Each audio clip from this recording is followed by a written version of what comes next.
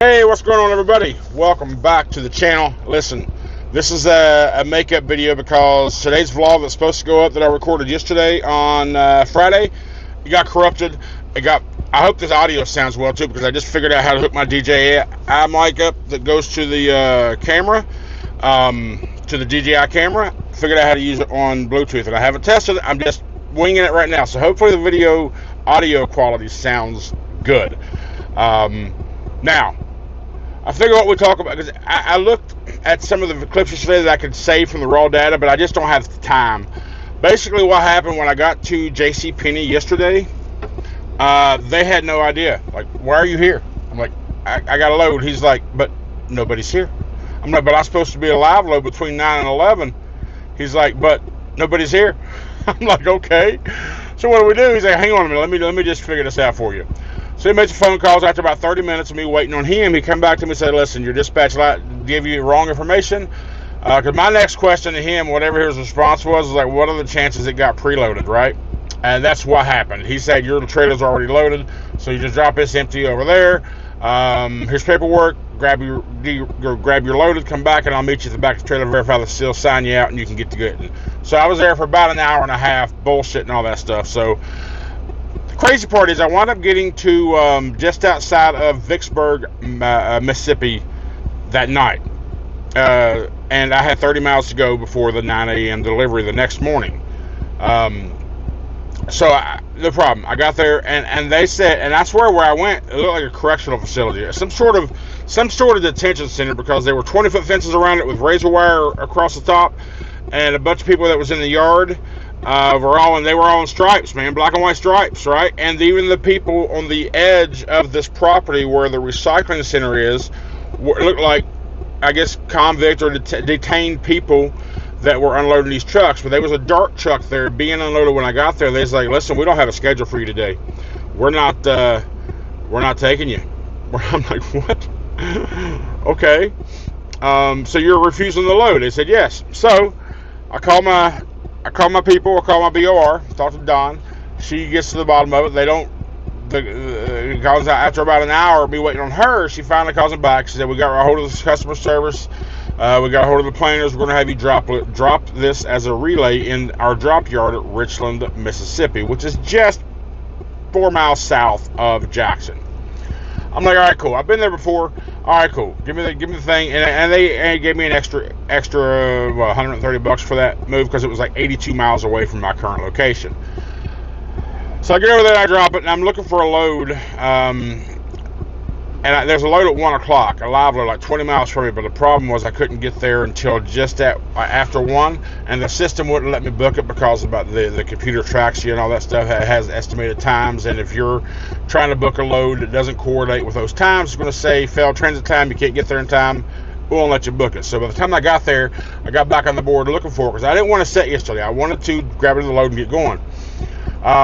It was already gone. So the next load I can get was the one for today. It's Canton, Mississippi. I'm here at Sun Pine. They do cleaning products, and I'm in the dock. They're loading me, and this goes to the Dollar General store in Dollar General DC in Ardmore, Oklahoma, which I'll drop off tomorrow afternoon, and then I'll shoot down to Sherman, Texas, 90 miles away, for a live load Monday morning. I don't remember if it's a live load or not, but it goes to back to the Family Dollar in Marianna, Florida. That's the town, Marianna. So that's what's going on with the load trip. Now, I would like to do a little talk about, the truck just broke 103,000 miles, and February 5th or February 7th is the day that I left Green Bay. So right at a year, I put 103,000 miles on it. My boy James, he got his truck a month after me, and he's already got like 130,000 miles on that bitch. He hauls ass, and he runs harder than me. Yeah, for sure. A lot of y'all run harder than me. But anyway, I thought I would talk about the 100,000 mile review of my 2024 Freightliner Cascadia. Now let's talk about everything that happened. In the first few months, we had some issues, right? We had a high pressure, low pressure fuel issue in the engine. Warranty work, the Indianapolis OC took care of that. Of course, I had my daggone hood smacked off. And in the beginning, first couple weeks, some sensors where your computer and your truck is becoming alive. There were some random sensors and codes that went off that just kind of went away and never came back on. So I think, yeah, it's computer programming itself to actual usage from just out of the box in the factory. So that little stuff never happened. I've done 3 services. I've been doing my services, my PMs, about every 30,000 miles, roughly. That's kind of where the window that I've been stuck in. I've had 4 DOT inspections in the year, because Schneider requires every 90 days having a DOT inspection. So, but when it comes to major issues outside of the mechanical work on the high rail, low rail pressure issues, I still don't know what that was. And the hood being yipped off, I've had 0 problems out of this thing. Now, at this point, I started looking a little closer, and I found out a few months back that these trucks don't get alignments before they leave the factory. So I was wondering why my truck kind of tends to the right a little bit more than I feel it should. But I've also heard that my little right tim is normal, because even after an alignment, if you don't go to the right just a little bit, then it's not perfectly aligned. So I don't know why that's intentional or what, but apparently that's what I hear. But I have noticed on the outside edge of my steer tire that it's wearing more than the outside or the inner edge of my passenger side tire or my driver's side tire. So what I'm going to do here shortly is I'm going to go ahead and get an alignment done. I'm going to buy 2 new drives or steers.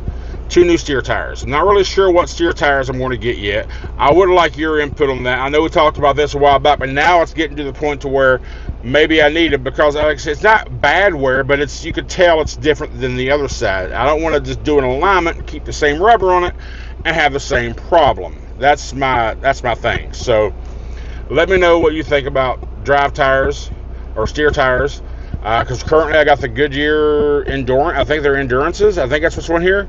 I know it's Goodyear. I can't remember if it's Endurance or what it is, but I think it is. But I've heard some things about Yokohama are really, really good. I've heard Michelin tires are really, really good. Now, granted, you can skimp out on drives, but you don't want to skimp out on your steers, right? So I want a deal, but I also want good tires. I don't want to have to replace them again in about a year. So give me your feedback on that. But other than now just going to normal wear and tear stuff, tires, and I keep looking at the shocks on pre-chips to make sure there's nothing busted out there.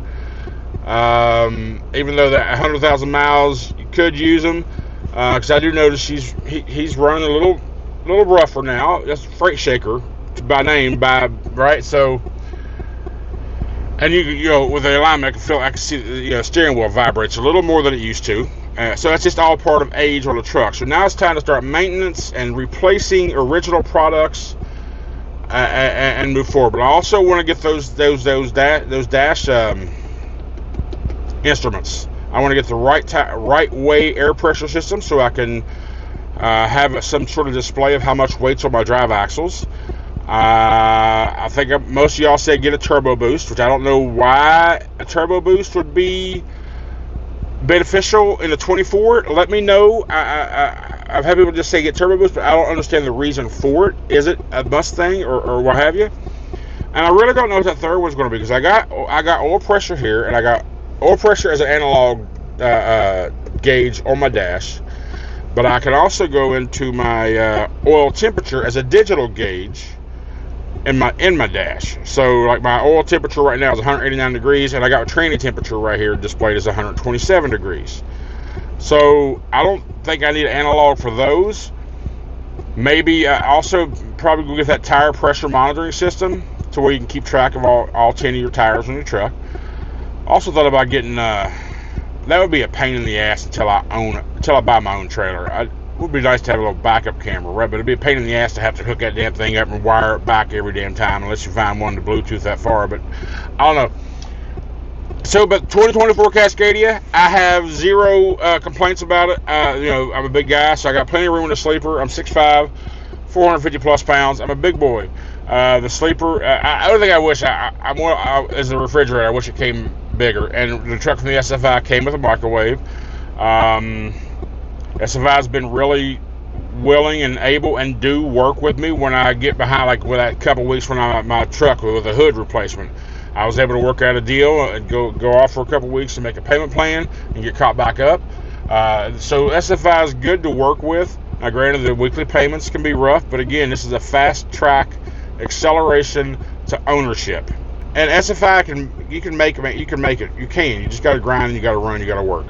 It's difficult, but anything easy, you don't want them given to you. Well, maybe you do, but it's a nice way to go to get yourself into a truck immediately and maybe save up for a year, and if you want to go out and get you another truck, okay, you can build yourself up to that.